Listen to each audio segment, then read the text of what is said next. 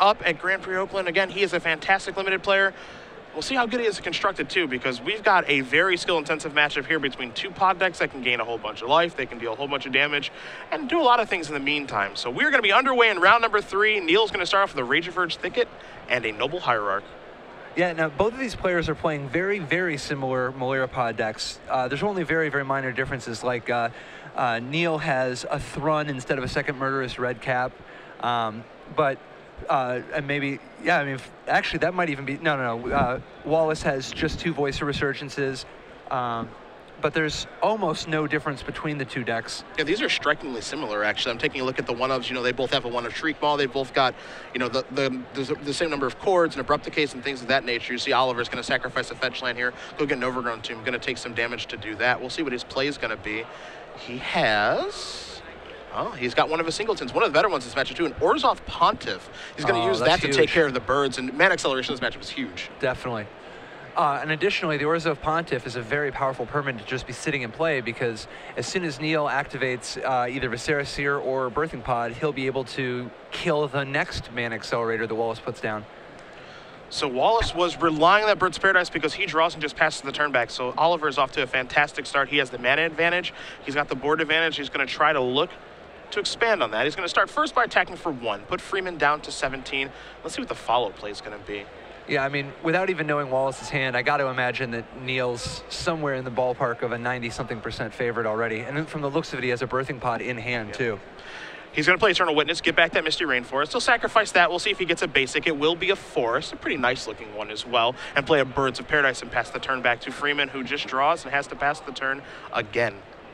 Yeah, in this spot, Neal is just completely looking at okay, how can I play around everything? Yep. I don't want to be greedy because, again, this spot, he could try to combo off as fast as possible and likely win the game in 2 turns, but maybe there's a better way to present a powerful board. Like maybe he can just get as much value as possible so that he doesn't randomly lose to some strange thing, because at this spot, as long as he doesn't mess it up, he should this game should be a 1 game for him. Missing that land drop was huge. See Oliver in his hand right now. He does have that Birthing Pod that Patrick mentioned. He also does have Voice of Resurgence and in Gavany Township, so he can take the beatdown approach or he can take the podding approach, but the world right now is basically his oyster. Yeah, I mean, there's no fooling anybody with what your deck is at this point. Neal Oliver is very clearly playing Melira Pod.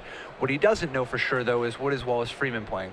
Razorverge Thicket, Birds of Paradise suggests Melira Pod, but that could be a few different things, Here's a Voice of Resurgence for Oliver. We'll see if he's going to follow up and play Pod or not. It looks like he has 2 Birthing Pods in his hand, so he's going to play the Pod. He'll pay the Phyrexian mana to do that, and Freeman's going to concede immediately, but... Freemon showed the Viscera Seer at the very end. Did you see that? Yeah, you caught it just like I did. Yeah. Slammed his hand down, a little bit of frustration, but by doing so, we don't know if Oliver caught it or not. We did. You guys did at home as well. Gave away a little bit of info. Oh, Oliver's got a sharp eye. He's playing it off, not revealing, but he knows now. Yeah, he's pouncing over to the sideboard. Neal Oliver does win game number 1.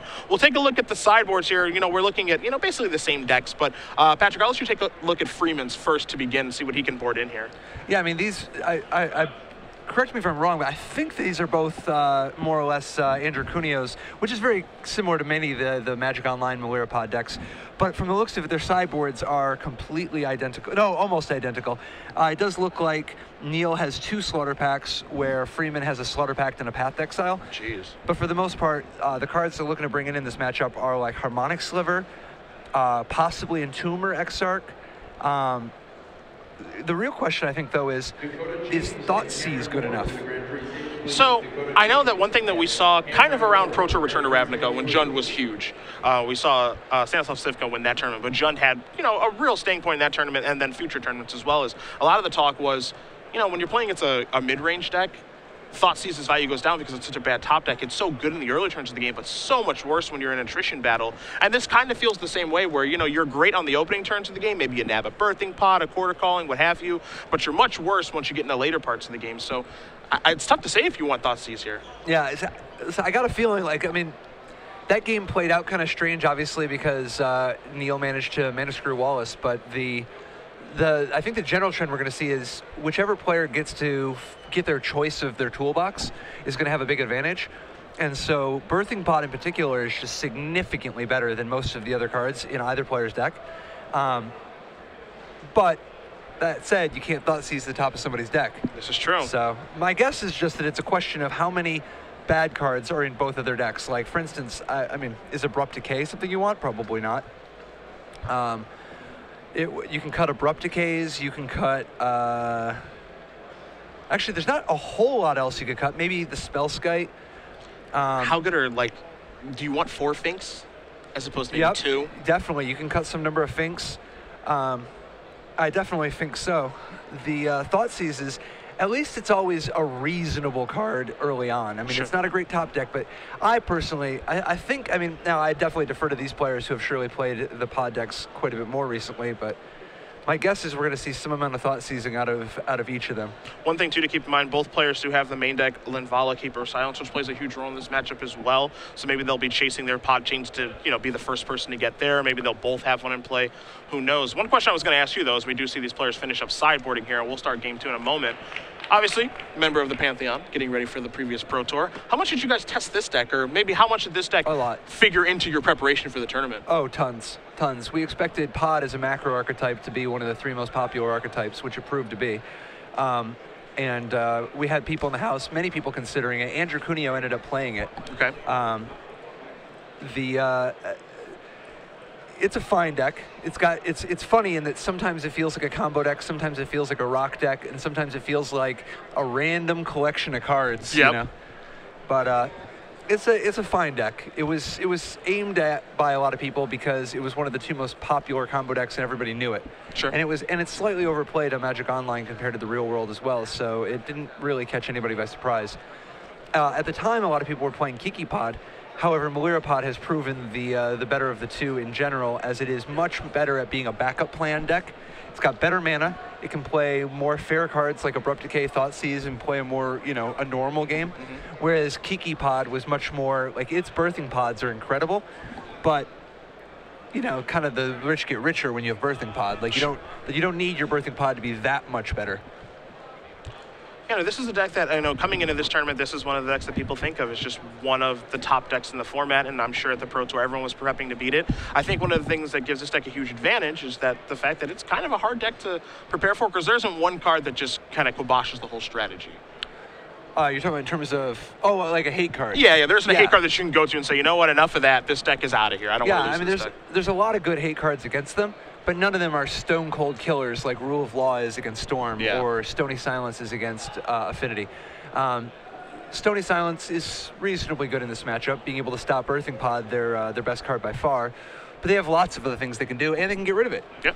And Shadow of Doubt and Avid Mind Sense are both excellent, but at the same time, they're excellent value. They don't win the game on the spot. Yeah. And Avid Mind Sensor can be, particularly devastating, but they have a lot of answers to it. Like that Orzhov Pontiff we saw, Murderous Red Cap, even Court of Calling. Sometimes, like it's tricky because each Court of Calling only has a shot because you can only look at the top few cards. Mm-hmm. But you have chances to try to hit an Orzhov Pontiff, a Murderous Red Cap, a blocker like Linvala or Revelark, an Abrupt Decay. If you actually just randomly draw it. Yeah, the deck is very. I guess the word I'm looking for is. Sustainable is not the word, resilient. Sure. It can get through a lot of different things. If you draw your, a lot of the times when you're playing sideboard games, as we see Freeman's going to take a mulligan down to at least 6 years, you think of, when I draw my sideboard card, perfect, that's going to swing the matchup. But you can draw multiple sideboard cards against this deck, and they can still be just fine. Yeah. And I think that the mirror match in particular is going to be one where tempo plays such a huge role. I mean, Birthing Pod is just significantly better than any of the other cards. So if one person draws Pod and the other one doesn't, well, that's a huge advantage. But each player is going to spend all their mana trying to gain an advantage every turn for the first several turns. Being on the play is big, but also just having a good mix of mana creatures is big, and having ways to interact with your opponent's mana creatures is big. And so this is one matchup where familiarity is super important. Being able to know what is the right pacing, what is the right... are you trying to lead yourself towards a spot where you can court up an Orzhov Pontiff to slow them down by hitting 2 birds? Is this... there's a lot of different ways to play these decks. And I think that most likely we're going to see whichever player is more experienced ends up coming out on top. See, Freeman's just going to start off. He does keep his 6 cards. He's going to play Misty Rainforest and pass the turn back. Oliver going to sacrifice the Verdant Catacombs, put some birds into play. We'll see if he's going to take 1 or 3. You see the life total of 17, so it looks like he's announced he's going to take 3, and he will do that via Temple Garden, as Freeman's just going to play a Woodland Cemetery. It's going to come into play tapped, of course. No swamp or forest in play. This is devastating for Wallace. I mean, already, first of all, he had the advantage by being on the play, but taking a mulligan set him down so that he's a little bit behind now. Then when you factor in that Neal has a bird, now it's like Neal's on the play, and he has the extra card, and he didn't take a mulligan. And now Wallace is doing nothing on turn 2 as well. Yep. He is certainly behind right now, as Oliver does draw a copy of Noble Hierarch. You see a Court of Calling hiding out in the grip as well. Also a swamp, so we'll see how he wants to lead his second turn. He's going to go with a Birthing Pod, so there it is again. Yep, I love this. See, if he would have just developed his board and put out another mana creature, he'd be at risk of getting blown out by a random Pontiff or something like that.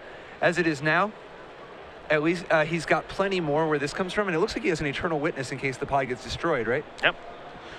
We'll see if Rage of Verd's Thicket here start the turn for Freeman. Now he's going to sacrifice that Misty Rainforest. We'll see what land he's going to get. We'll have him at 19 from now, maybe 17 in a moment. But he's got to get something on the board and get rolling here. Yeah, the best thing he could do right now, God, see, if this is a Kitchen Finks, that's the wrong direction. What he really needs is a Harmonic Perfect. That's a good start. Harmonic Sliver will take care of the Birthing Pod. You mentioned, of course, the Eternal Witness there in Oliver's hand, but that takes a little bit of time to set up. Yeah, that's, I mean, and I don't know. I think that's an Eternal Witness in his hand. I couldn't tell for sure. We're going to find out pretty soon here. There's a Finks for Oliver, and you see he just moves a Shriekmaw forward to his hand. He's got a Gavney Township. It actually looks like he does not have an Eternal Witness. Okay.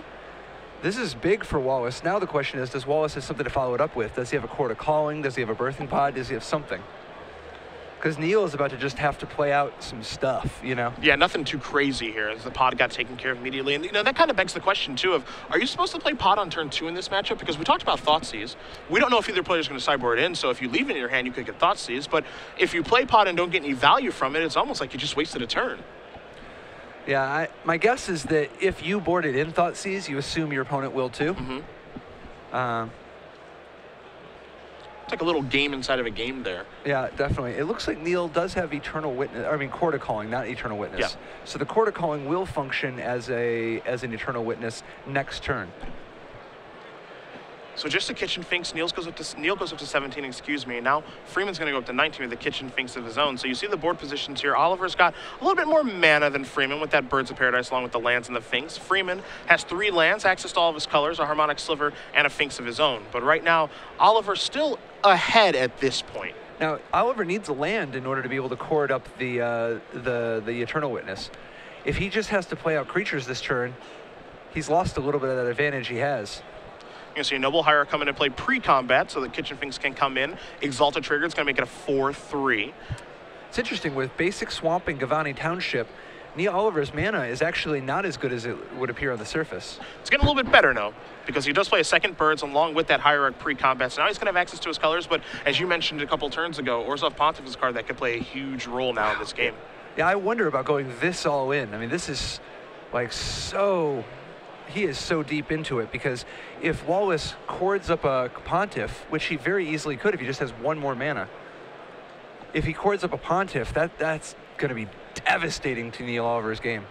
But from the looks of it, he does not have it. We're going to see the Sliver come in along with the Finks, so an attacker for 4. Oliver's going to go down to 13. And you mentioned Court of Calling getting Pontiff. Freeman does have the court in his hand, but he does not have the 6th mana, we'll say. Of course, the creatures can provide mana as well. So Oliver kind of escapes that turn alive. He draws a forest for his turn. So now Oliver's got plenty of mana. He can take a lot of different routes this turn.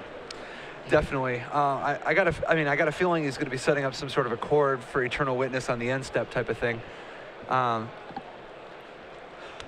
Because the best thing he could do is to get a Birthing Pod going. And so Finks getting in there for 4 still leaves him with the mana to court up the Eternal Witness, but it also gives him options depending on, on Freeman's response. I'm going to see a Path to Exile here before the damage is dealt on the Kitchen Finks. See if Oliver maybe has a response. He's got an Abrupt Decay in his hand, and you saw him move the 2 lands. I think you might be considering Abrupt Decaying his own creature. Oh, because he does have a forest in his hand. Yeah. If he Abrupt Decays his own creature, he'll still have enough mana for the chord. It's a little strange, though. He's going to take care of his own creature because he doesn't want him to get paths. So persist. That's going to come back. Of course, the Finks will become a 2/1. 2 life for Oliver is going to put him up to 15. As you mentioned, he does have the Forest, which he will play. And you see the last 2 cards in Oliver's hand right now are Shriekball and Chord of Calling. And again, he still does have the necessary mana to be able to Chord of Calling for Eternal Witness to get the Birthing Pod back. Yeah, and he's showing Gavoni Township, which is a pretty good combo with Kitchen Finks anyway. Yep. But this should hide reasonably well the fact that he has a Chord. So Freemon, he draws and he puts his Forest directly into play. So this is interesting. He now has access to Chord for Pontiff. And they're both facing each other down, both with the ability to do the combo. The best thing Freemon could do is let Oliver take the turn and then respond with the Chord for Pontiff. Yeah. Okay, so it looks like, okay, Freemon passed the turn back, and now you see Oliver is going to start tapping some out. We don't know if this is going to be a Chord or for a Gavony Township, but either way, all the creatures that Oliver has in play right now all have 1 toughness. Yep. So whatever happens, you mentioned that Pontiff play, it's going to be a pretty nasty blowout if that's what we see happen here. Definitely. So let's see exactly what Oliver's going to do, because it looked like Freemon just played the Forest and passed the turn back with the intentions of casting Chord of Calling. You see both players are kind of communicating back and forth on what's going to happen. Oliver's already started tapping some mana, 5, 6. Okay, so here's the Chord for 3. Oh, don't respond. Ooh, but he did. Oh, he's going to get Aven Mind Sensor. He may. That's exciting. Interesting. So instead of completely decimating Neal Oliver's board but letting him keep a Birthing Pod, he's getting Aven Mind Sensor so as to give Oliver all the mana in the world but no proactive game plan. Oh, but he's going to go. Okay, so he's actually going to go.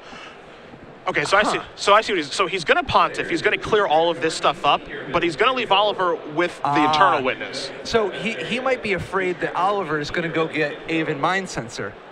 Okay. If Oliver got Aven Mind Sensor, Freemon could get blown out by the by his Chord not being able to find anything.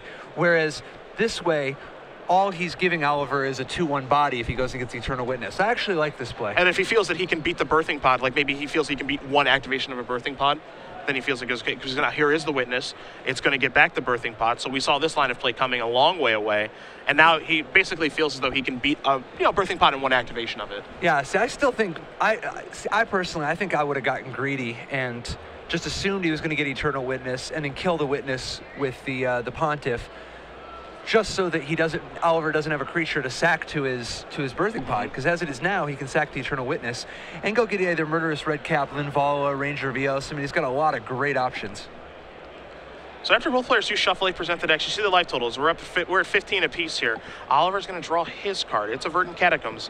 He's got the Birthing Pod he got back from the Witness, and of course he has that Shriekmaw that he's had for some time now. So it looks like we're going to start taking maybe the Birthing Pod route in this game. Oh, definitely. What do you think? There's Murderous Redcap, Ranger of Eos, and Linvala. My guess is Ranger of Eos. It's tough. I mean, all of them play a very different role in the game. Yeah, so Linvala, the nice advantage is that she can dominate the board and defend. Murderous Redcap does a reasonable job of that. Ranger of Eos is the worst at defending, but the most proactive for trying to win the game in 2 turns. So activated abilities of creatures your opponents control cannot be activated. You see the creatures on the board for Freemon right now. None of those actually have activated abilities, so it doesn't play that huge of a role. Maybe the plan here is, you're Birthing Podding into a 4 with the intentions of, okay, I just want to Birthing Pod once because I'm more worried about getting to 5 to get to Revelark, and then starting to do some really crazy stuff. Well, Ranger of Eos is the best thing. I mean, actually, I guess Murderous Redcap and Ranger of Eos are both fantastic to actually sacrifice to go get Revelark. You probably don't get Linvala if your planning is to go up to Revelark. So the way that he's probably going to get Ranger. Yeah. Because he left the mana open. We both thought the exact same thing. Yeah, because the way that he did this, he took 4 damage as opposed to he only would have needed to take 2. So it looks like we might go see a Ranger of Eos here, and that's exactly what he's going to go get. Trigger on that, he'll be able to search for 2/1 drops. So we'll see him get Sarah Seer and a Noble Hierarch or a bird. Probably Hierarch. No longer Deathrite Shaman. So there is the Seer. I can tell you maybe tested this deck a little for the Pro Tour. You see the lines here. And there is a bird. Maybe flying a little bit more important at this point. We'll see.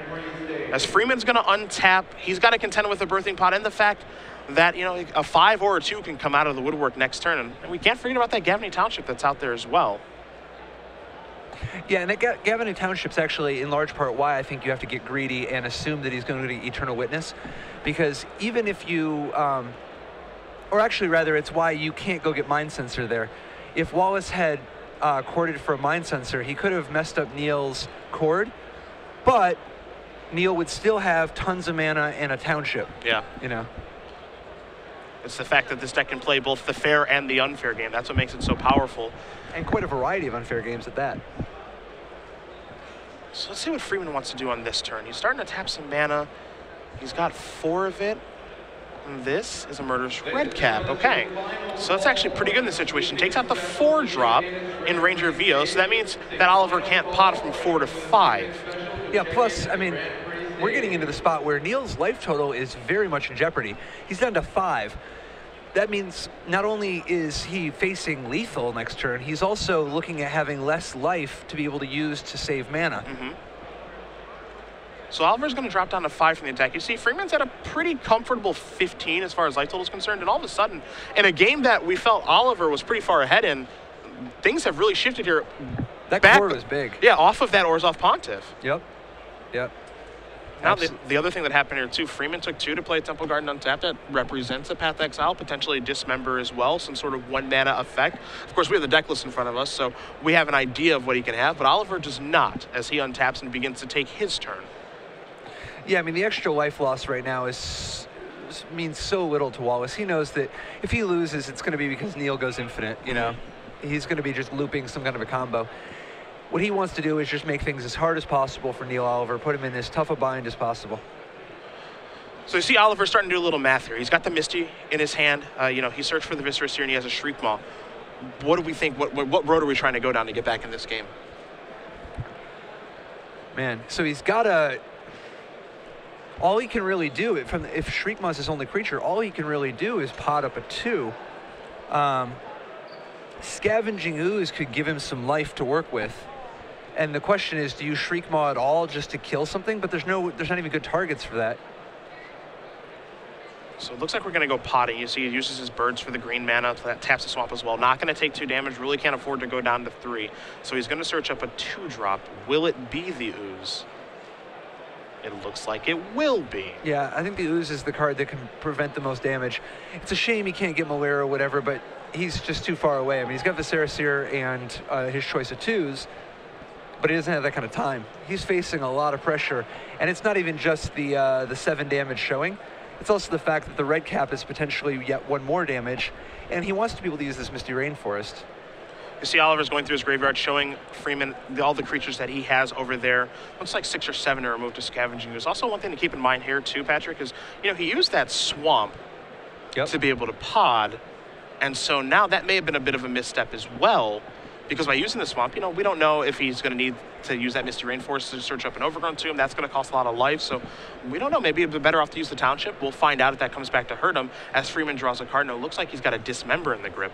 Yeah, I think the only way that it matters, the tapping the swamp versus the Township, is primarily for bluffing. He's representing I do not have Abrupt Decay. Okay. But all the Misty Rainforest is going to find a basic forest, and the 2 forests and the Temple Garden are all going to tap just to activate the Scavenging Ooze many times. You know, once he knew that he wasn't going to use the Shriek Maw, it didn't matter on his end. It's just about preserving information. Either way, though, Wallace is going to get in there pretty hardcore. And what we're going to see is actually Scavenging Ooze gets to block before activations, and Wallace can't dismember it because Neal can pump 4 times in response. And that's exactly what's going to happen. So Scavenging Ooze is going to get in front of the Kitchen Finks. You're going to see activations 1 at a time. They're going to gain Oliver a little bit of life. These are all going to resolve here. So Red Cap, Harmonic Sliver, and Pontiff are going to come through. Don't forget about the Kusali Pride Mage that was played pre-combat. That plays a pretty important role here as well. This is big. I think Wallace just messed up. He was supposed to dismember in response to the first activation because Neal doesn't have to go all the way. He can now just go big enough to stop the Finks, because if Wallace waits until they're all down, Neal doesn't even have to keep pumping. It's true. He has enough life to survive the attack, and if Freemon tries to dismember before the Finks does damage, the Ooze will grow out of range. He's still going to be able to kill the Ooze, but it cost him his Finks. Yep. Which means that Oliver gets to exile it. Yeah, with the persistent in the stack, he exiles Absolutely. that, and that's when you're going to see the Dismember in response to the ooze activation that's targeting the Finks. Now, that's still going to resolve, and the Finks is going to come back, and the Dismember will take care of the ooze, but it feels like Oliver may have bought himself a turn here. No, yeah, the Finks is not going to come back. Yeah, no, that's, yeah. Oh, yeah, absolutely. Yeah, Oliver, I mean, that was huge. He, first of all, the Finks is completely gone instead of being a 3-2 in play. I mean, it's literally just the exact same board state, except the Wallace is down a kitchen Finks, which gives Neal a little more breathing room. You know, it's so tough because Neal has just 3 life to work with, and Wallace has so many lethal threats. But now, is that a Kasali Pride Mage that did not get activated? That is. That's interesting. He did not pay any life for his Dismember. Yep. Because if he would have paid 2 life, he could have destroyed the birthing pod. This opens up a risky avenue here as Birds of Paradise is the draw here. Again, Oliver's had that Shriek Maw in his hand for a very, very long time. It has not had a huge impact on this game. It looks like we might finally see it get cast, though. So there is Shriek Maw hard cast to take out the Kasali Pride Mage. And our follow-up is going to be the Seer. It has to be. Yep. Now that he tapped this way. So now he passes the turn back. So now Freeman's going to untap. He's going to take a draw, and we'll see what he can find. Not having that extra life to, you know, to be able to make the mana for Kasali Pride Mage seems so strange. Yeah. Because now we're getting in the territory now where if Oliver is on top of that birthing pod, you know, this game is still in Freeman's favor, I feel like, right now, but it's shifting back now. Because now if Freeman attacks with everything, Oliver can block the red cap with the Shriek Maw, block the Pontiff or the Harmonic, probably the Pontiff. Yeah, or the Harmonic Sliver, honestly. So what kind of blocks we're going to see here? Interesting. So he does go the other way with it, which will keep him at 2 life, and now he just needs any 1 blocker. But he has a Bird of Paradise in his hand. Yep. I think he's actually in pretty good shape, if not for the fact that Freeman's going to follow up with a Revelark. So you see the dust is going to settle. Oliver's going to go down to 2. Shriek Maw birthing pod on Oliver's side. Freeman, as you mentioned, does have that Revelark in his hand. That's why you see him consulting his graveyard right now. Has the red cap and Pontiff in play. Also Birds of Paradise, but he's going to hard cast the 4/3 flyer and pass the turn back. So now Oliver's got to contend with the Revelark that can attack in the air for lethal, but also get creatures back. And he's going to take a draw. The top card went to the bottom from this Seer. Looks like he adds a land to his hand off the top and then a Birds of Paradise. Now, with Birthing Pod, anything is possible, so we'll see if Oliver can find his way out of this jam.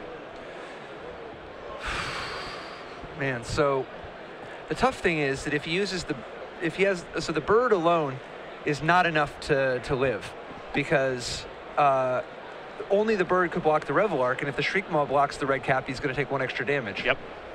Take 1 from the Pontiff, then 1 from the red cap coming back into play. Exactly. So he needs to go get something. Does he have a second Scavenging Ooze? I don't think he does. Let's take a look at these no, he does. He has exactly 2. 1 in the board, 1 in the main. Okay. Now, the problem is if he goes and gets the Ooze, he won't have enough. He has to lose the bird, and he won't have a blocker for the Revelark. He can block the ground creatures, but he's going to end up taking 5, so he would need to be able to activate the Ooze 4 times, which he cannot. Yeah, and part of that is because he's a little bit short on green mana because he can't pay the 2 life for a Birthing Pod right now because, of course, he is at 2. He's exactly 1 green mana short because of having Swamp and Gavani Township. So Freeman's going to untap. He takes a draw here and basically presenting lethal damage at this point. But again, it's easy for you guys at home as well as us here in the booth to say, yeah, just attack with everything. What's the worst that could happen? But there are a lot of bad things that could happen. A card like Court of Calling and, you know, an Abrupt Decay. There are different things that can occur. So this is interesting. If he had gotten the Scavenging Ooze, he would be 1 mana short. But the red cap does, like, the red cap would be 1 point of the damage. Okay. And you can stop that 1 point of damage by using the Ooze. Yep. I think he actually had exactly enough mana, if he had the second Ooze in his deck, where he could sack the bird, go get the Ooze, then be able to activate the Ooze 3 times. He could... God, no, you know, it still doesn't work because he's a little short on green mana, maybe? No, he's got exactly enough green mana, but the problem is that you need to gain enough life so the Revelark doesn't kill you. Sure. And he needs to use all the Ooze activations just to gain that much life, which then leave him not a mana to use on the Ooze. On the red cap. On the red cap. Gotcha. Yep. So gotcha. he was, yeah. 1 more mana would have been 2 more life, but he was just a tiny little bit short in a real close, tight game. He gave himself chances by you know, mising that kitchen finks, but it wasn't quite enough. You see the way the games kind of go back and forth here between Pod. You know, that was a game where, you know, Freemon takes a mulligan on the play, doesn't accelerate mana at all, but off of, you know, drawing that 6th mana, we'll say, obviously the 4th land and then 2 creatures to be able to cord Pontiff, basically playing the role of Wrath of God there, allows him to catch back up in the game. And even though Freemon never had a pod, Freemon never had a pod in that game, but he was able to actually win it. So this matchup is very intricate. It's not as simple as, I drew Birthing Pod and you didn't. Okay, this is over. Not. No, as we talked about before the game, it's very much getting a mana advantage, getting a tempo advantage, and the fact that the Pontiff was able to kill 3 mana sources and provide some amount of pressure, I mean, that was huge. That was very much the game deciding, you know, the game deciding play. So we'll see how these players want to change. You know, they're looking, you see Freemon on his right. He's kind of looking, maybe he's going to re-sideboard. Oliver looks happy with his configuration. But if you guys are just joining us, Cedric Phillips, Patrick Chapin, Star City Games is presenting Grand Prix Richmond, the largest constructed Grand Prix of all time. We are in round 3 of 9 for today, 15 overall. And for your tweets, join in on the conversation. It's a rather large one out there on Twitter at SCG Live, hashtag GPRichmond all weekend long. Myself, the Hall of Famer Patrick Chapin, and Matthias Hunt, more than happy to interact with you guys all weekend long on what is going to be one hell of a weekend, my friend. Oh, absolutely. I mean, it is a circus. This is, I mean, it's crazy because looking into this room behind us right now, there are more people here than any constructed Grand Prix ever. And that's just this room. Yeah. The next room over has another 1,400 people. Yeah, you guys don't even see that room. And you know, we have some rooms upstairs as well for all the side events that will be taking place as well this weekend. So mega shout out to everyone who came out to this event, because you know, we count the 4,300 that are playing in the tournament, but we haven't even counted the people who are just here hanging out. Oh yeah. Playing side events. There are around 5,000, maybe 6,000 people here just coming out for some events magic. Have been pretty crazy. Yeah. Yesterday I saw pictures from some people played in a time spiral block sealed deck. Yep. And 2 people sitting next to each other busted Tarmogoyfs, and it's like, it's a good winner. That's a good clean living right there. Winner. So we turn our attention back here to Neal Oliver versus Wallace Freemon. Round 3, game 3 between these 2 players playing Melira-Pod. I think a deck that we're going to see a lot of on camera this weekend. Due to its success over the course of the modern format, we've seen a lot of cards come and go, but one thing that has remained the same is that Melira-Pod has won a lot of tournaments in this format. And wouldn't be too surprised to see either one of these players get a win here and then move on and have a very, very nice tournament with what is arguably the best deck in the format. Yeah. I mean, it's definitely at the very least one of the good ones, and very possibly the best in terms of just having the most credentials, like the most tournaments that it's got under its belt over the past year. Birds of Paradise off of an Overgrown Tomb here for Oliver. He's going to go down to 18 to start things off in game number 3. We're going to see a Verdant Catacombs here for Freemon. Let's see if he actually has some acceleration, because he has not done that really in either game, but we do see a Birds in his hand. Yep. Yeah, he's very wisely sculpting out the next several turns ahead of time, making sure he knows exactly which land he wants to get, how he's going to play. He also doesn't want to have to slow down every turn and reveal which things he's thinking about, which ones he's not. He wants to know ahead of time what is the default plan and what could potentially cause me to change direction. He'll get an Overgrown Tomb as well, so he's going to go down to 17, and we'll likely see him deploy that mana accelerant. And this is going to be a much faster paced game than I think the other 2, just because both players are going to be jumping the curve with the mana. Yeah, although this is definitely a matchup that is prone to huge tempo changes, so either player with a timely cord or a timely Birthing Pod, or even just, you know, drawing one of the one-ofs out of nowhere to surprise them a turn before they thought that you were capable of doing it. There's a swamp there for Oliver. Let's see what the follow-up's going to be. Yep, so he's got a 3-2. He's going to push himself back up to 20. The nice thing about Kitchen Finks is that even though it doesn't actually directly interact with the primary, you know, with the Birthing Pod itself or the cord or any of the normal things like that, it puts a lot of pressure on the other guy, and it isn't really hosed by anything directly. You know, like it's just a reliable way to advance your board that doesn't leave you super vulnerable. Freemon going to play a Scavenging Ooze here, a card that obviously plays a huge role in this matchup. If last game was any indication, plays a Godless Shrine tapped and passes it back to Oliver. See, Oliver has a Birds in his hand. He's got a Misty Rainforest. You see a Dismember as well. So it looks like both players have boarded in a little bit more spot removal. Yeah, hitting key creatures like Scavenging Ooze is it could be real big, you know. Even at the cost of 4 life, apparently. As there's a Noble Hierarch pre-combat. Here's an Exalted Trigger. Fink's going to come across for 4. Freeman's going to go down to 13. And we'll see if Oliver does want to maybe fire off that Dismember now, or if he wants to save it for later and pick a better spot. Yeah, I think there's a real good chance he uses it here. He could pay 2 extra life. Oh, no, so here he might just spend all the mana. The thought of investing more Birds of Paradise to the board has got to be a little risky to him given the way the game went last time. But it looks like he might do it again. Yeah, there's a Dismember. He'll have to pay 2 life for that. You see him tap the Swamp and the Birds for that. And again, his hand right now is a Birds of Paradise and a fetch land. So he doesn't have that awesome card that lets him really get going. Now, he could draw a Birthing Pot or a Gavany Township at any time and really go into overdrive. But for right now, playing a relatively fair game of Magic. Yeah, whereas Freeman has access to Ranger, Bios, and Revelark, which, well, not the same as Court of Calling. Oh, and Eternal Witness. Yeah. Well, not the same as Court of Calling or Birthing Pod. If you have Revelark, Eternal Witness, that's already a pretty big thing. Yep. So he's a little slow at the moment, and he's getting beat down, but he needs to try to figure out how to stabilize and set up for the Revelark, Eternal Witness sort of mid-rangey game. Yeah, I'd say he has the cards. He has the cards that he's looking for, and of course he doesn't know Oliver's hand, like Patrick and I and you guys do at home. But given the context of we can see what's going on, he's definitely got the cards available. But again, as we saw in the last game, things can change on a dime. Oh, definitely. So now, what he's got to consider here is there any chance he's supposed to Dismember and then Eternal Witness the Dismember? That's one of the things he was considering.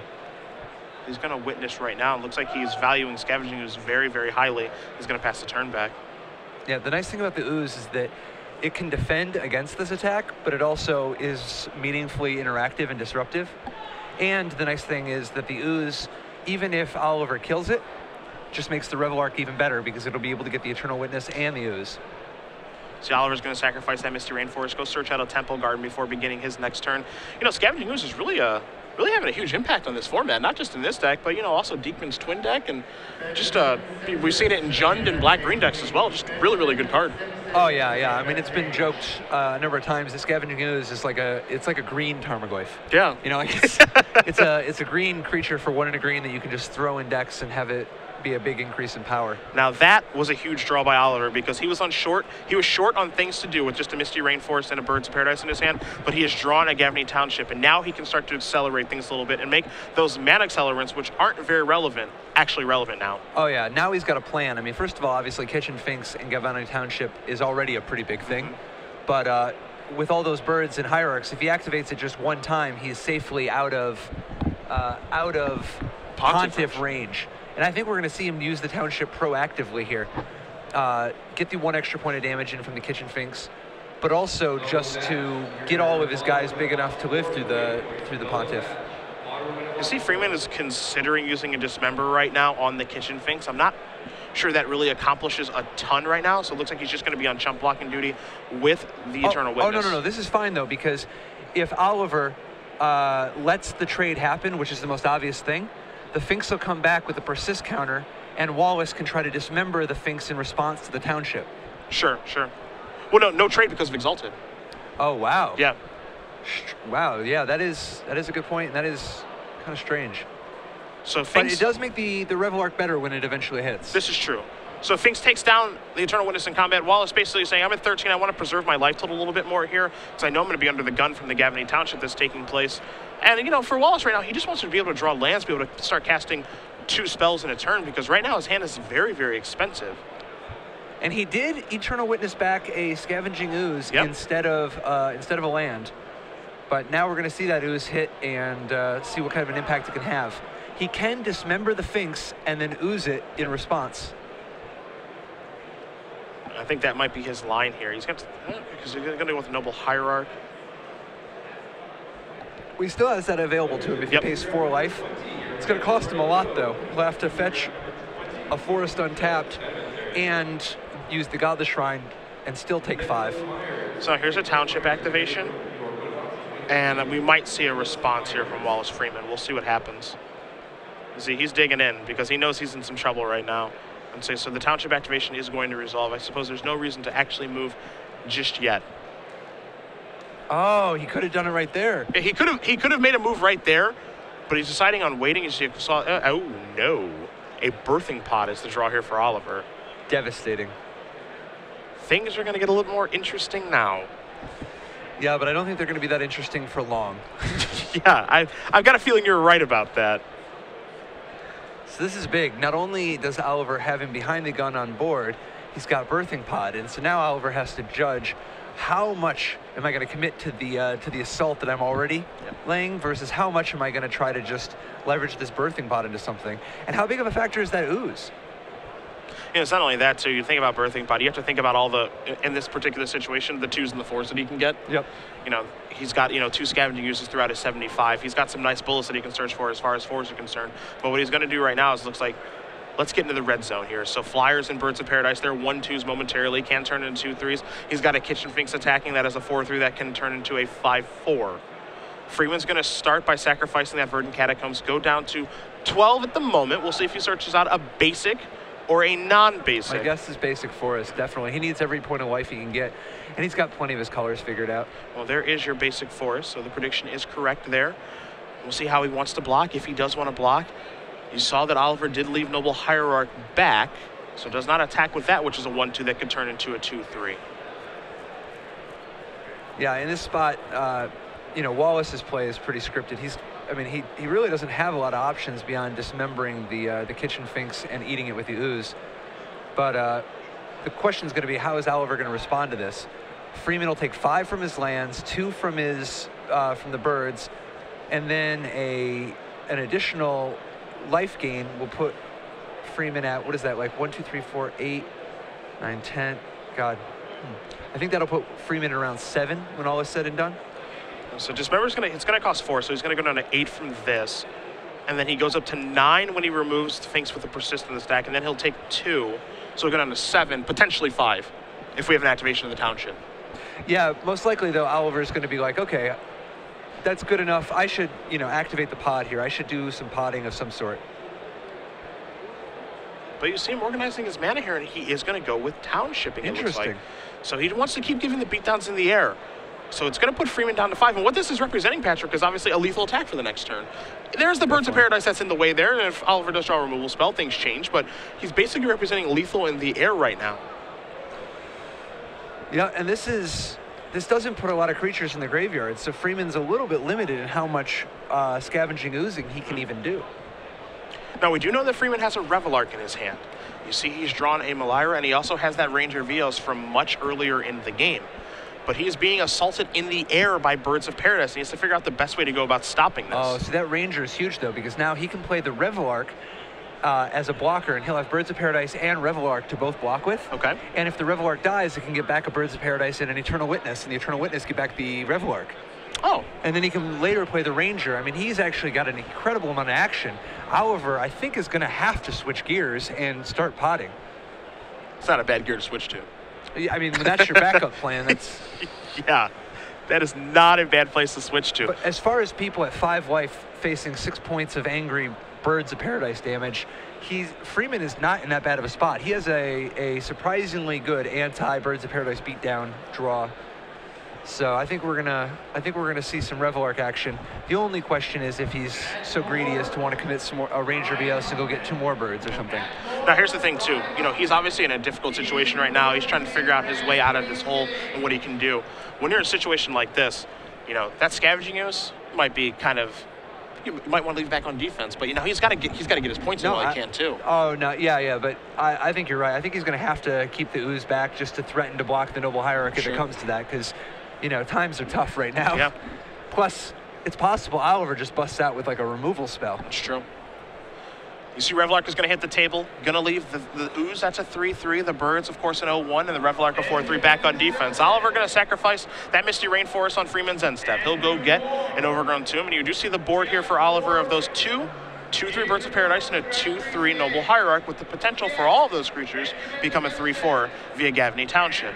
This doesn't account for Oliver's draw step, of course, and we do know that he's been holding a birthing pod since last turn. So we'll see what the Grand Prix Las Vegas champion can find for his draw step. So one important starting point is that Oliver can go get a Scavenging Ooze of his own. Yeah.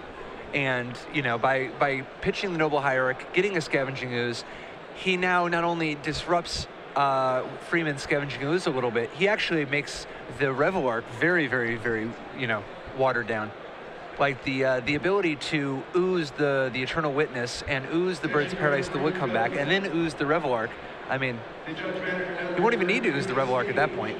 So I think Oliver's got to figure out, is there anything better than just setting up setting up the Birthing Pod for ooze and slowing the game down a little bit? Yeah, as you mentioned, it might be time to pump the brakes here. As Oliver drew Gavany Township for the turn, he's got Birthing Pod. I can figure, he's probably going through his mind of, okay, what are the chains? What do I have to do to get myself back into this? What can he do?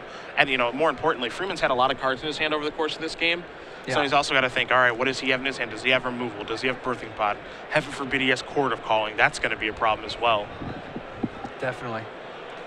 One thing Oliver does have, though, is he's got some life to play with, as opposed to the last game, where he dealt a lot of damage to himself via Birthing Pod. He's sitting at 16. Looks like he's going down to 14 via Phyrexian mana. This is interesting. He kept the Gavony Township untapped, which is really strange because he's going to need every bit of ooze mana he can get, I think.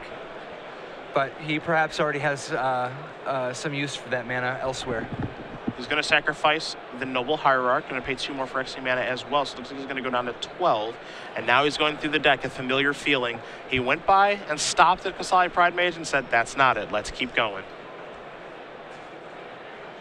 Starts back over, and we see a Scavenging Ooze yet again. Now, I like using your ooze pre-combat, because if Wallace uses his bird to use his ooze in response, you can respond by removing it again, but the bird will no longer be available as a blocker. Oh, the tough thing is, though, he only has 1 green land now because of the way that he tapped. Yeah. And he plays a Township and passes the turn back now. So this might be... No, he's doing a couple things here, of course. He's representing a Township activation off of those birds and the other Township in the Temple Garden. But, again, does he have enough green mana to be able to do what he wants to do? We saw this happen last game, too. I mean, he can't really afford to just... I guess he can ship the turn because the extra life isn't that big of a deal.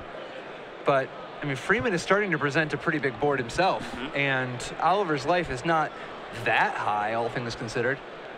And now you actually see both players kind of playing a game of chicken, because we're on Oliver's end step right now, and I think Freeman's considering, all right, am I supposed to activate Scavenging Ooze right now? And he comes to the conclusion of, no, I'm not.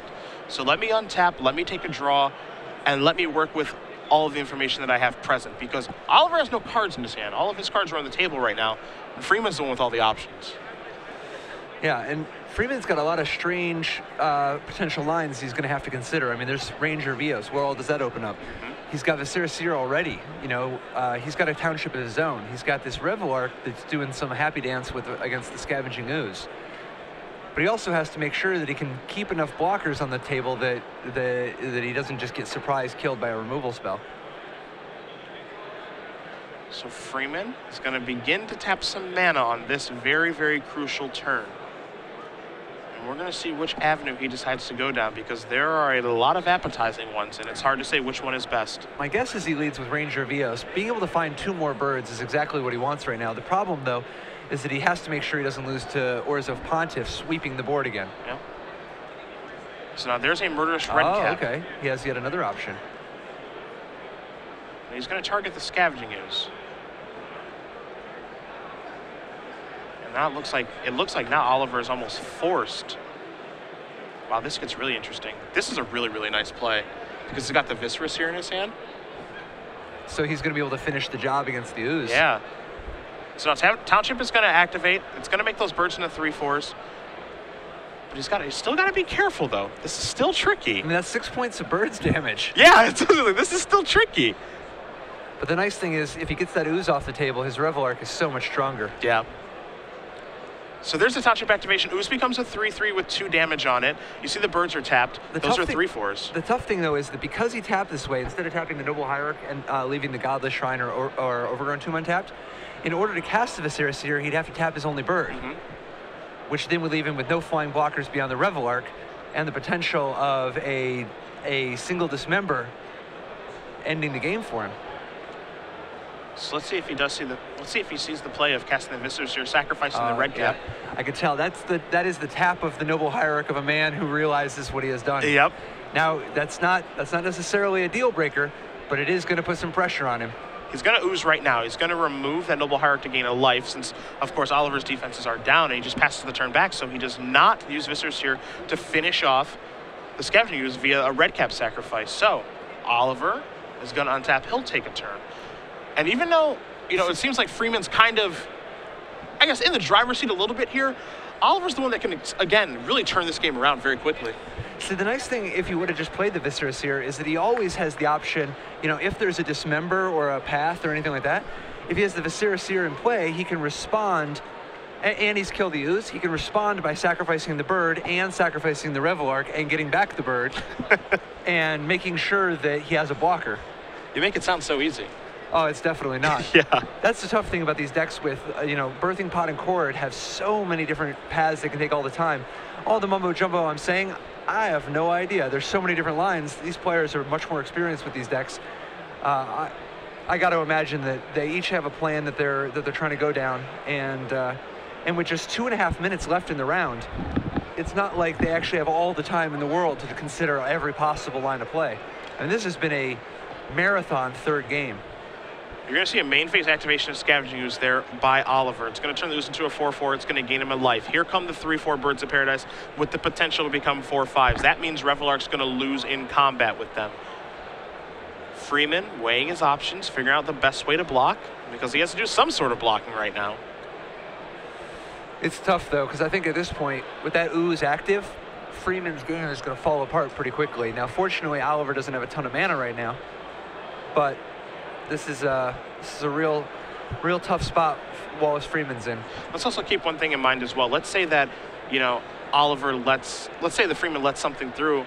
Oliver activates Township. He puts Freeman down to 2. That opens up the ability to, if Oliver draws a 3-drop, to be able to search your Murderous Red Cap and do the last points of damage. There's just so many different things that, as when you're in the pod mirror, that you have to play around. Oh, definitely. And there's a very good probability that he's not even going to activate the Township at all. He's threatening it, but really he just wants to have his bird trade with the Revelarch so that the Ooze can eat the stuff the Revelarch would get if there was any.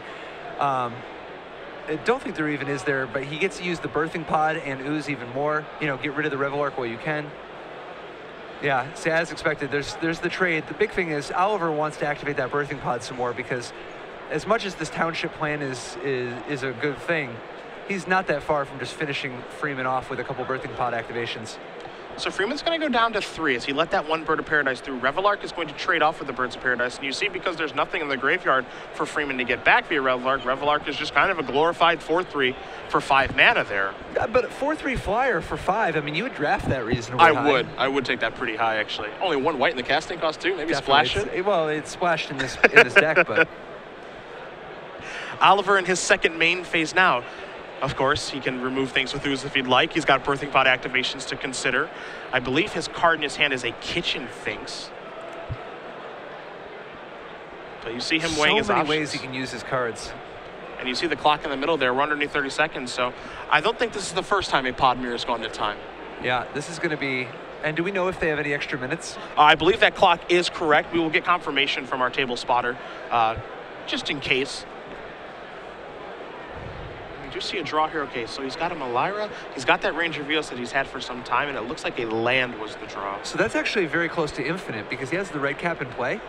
If he plays Ranger, Malira, and Viscerous here, 2, 3, 4, that is the entire combo, 1, 2, 3, except 4. the Scavenging Ooze is in play. Oh, my. He literally has everything, but the Ooze is in play. Which, obviously, I mean, it's tough to have known, and obviously Oliver's turn would go different if there was a Viscerous Seer in play. But Freeman just naturally has the combo if he can play around that Ooze. You know, the other thing that's really interesting, too, here is we didn't even mention is Oliver passed his turn back and didn't activate Birthing Pod. Basically saying that this 3/4 birds in this 4/4 Scavenging Ooze are much more important than anything I can search for. As we're being told right now, the time is correct. This is turn 0. So Oliver's going to have turns 1, 3, and 5. Freeman will have turns 0, 2, and 4. This is wild. And and this is his big hope. If they trade Oozes. But it won't be a trade. Don't forget about the Exalted trigger on... Oh, okay, sure. But he could have tricked them. Yeah, if the other Ooze blocks, it could eat this Ooze, but then not have any green mana left. Sure. Which then lets him go infinite. Yep. So came across, 5 damage comes across, Oliver goes down to 8. How can he set it up? See, it's interesting. He's got Ranger Veos and Malira. but he needs to not die to that lethal bird. All right, so he's going to show Ranger. So this is where he gets Viscera Seer and another bird of Probably paradise, another most bird. likely. All right, so this is going to resolve. It's time to go searching. And, the other thing, too, is by doing all of this stuff, he also wants to be able to keep some green mana open for scavenging use as well. He's got so much to balance right now. Definitely. This is going to be a nail biter. So Freemon, you see him bring in birds, and there's the Seer. So our mistake, we thought on the last turn when he played red cap to target the scavenging ooze, we thought that he had a Seer in his hand, but the card was actually a Malera that was in his hand. So we do apologize for that. Which makes his line look all the better, which is why, as we said, we're just sitting up here like the peanut gallery in the Muppets. There are your two targets, Birds of Paradise and Viscera Seer. And we know that Freeman's last card in his hand is the Malera. So he has 3 cards virtually in his hand right now. Shuffling his deck, we'll present it over to Oliver momentarily. And as you mentioned, he does have access to the infinite combo, but the scavenging ooze on Oliver's side is what's messing this up. Definitely. But he's facing a lethal Bird of Paradise in the air, Scavenging Ooze, which is also lethal and going to require a chump block, potentially, and a Birthing Pod, which opens up so many possible lines of play for Neal Oliver, Grand Prix Vegas champion. All right, so we're going to see some ooze activation here. Now, again, Freeman could have played Viscera Seer this turn. He could have played Bird off Noble Hierarch and then Viscera Seer off Overgrown Tomb. Chose not to. Wants to leave Noble Hierarch available for, it looks like, Scavenging Ooze activation. Yeah, because now if Neal Oliver activates, so if Freeman taps his Hierarch, Oliver can respond by oozing again, and then Freeman can activate, tap his bird to activate again, which puts him up to a comfortable 4 life, except that he's still dead to a Dismember or a Path to Exile on this plan, because the bird could go to a 4/5 once it gets another Township activation. So you're going to see some ooze activations go back and forth, some responses, okay. Oliver wins the Scavenging Ooze War. His ooze becomes a 6/6. He moves up to 9. This will be turn 1 of extra turns. Neal Oliver will take a draw. It is a Revelark. Revelark? I don't think that has a huge impact on things. This is interesting. So now what he could do is sack the ooze to the Birthing Pod and go get Orzhov Pontiff, which removes both birds and puts the Bird of Paradise into lethal range, except that Wallace still has an ooze. So if you don't have enough mana to fizzle the ooze activation, but he might have enough. I haven't done the math here. Because that's the default plan, right? I think that is. You can't because you'll lose your own ooze. Yeah. Wow, so does he have enough for a Gavani Township activation? All right, so he's going to... He actually does. Yeah, so he's going to sacrifice this ooze. You see him searching through his deck furiously. Wow, if he gets the Pontiff here, that's enormous. There is a Pontiff. Oh, what a great play. So that's going to come into play. It's going to give all the creatures -1/-1, and that is going to do it! Incredible. Neal Oliver Wow. defeats Wallace Freeman 2-1. You see Freeman show him the 2 pieces to the combo to deal infinite damage, but that ooze was in the way, and the Grand Prix Las Vegas champion moves on to 3-0. So a lot just happened there, but just to fill everybody in, obviously the Orzhov Pontiff kills the Birds of Paradise. There's no blocker left, but the Scavenging Ooze lets Freeman gain 1 life. However, Oliver has exactly enough mana to activate the Township to get in there for 4 in the air with his Bird of Paradise. And that'll be Xaxes. What a crazy end to a crazy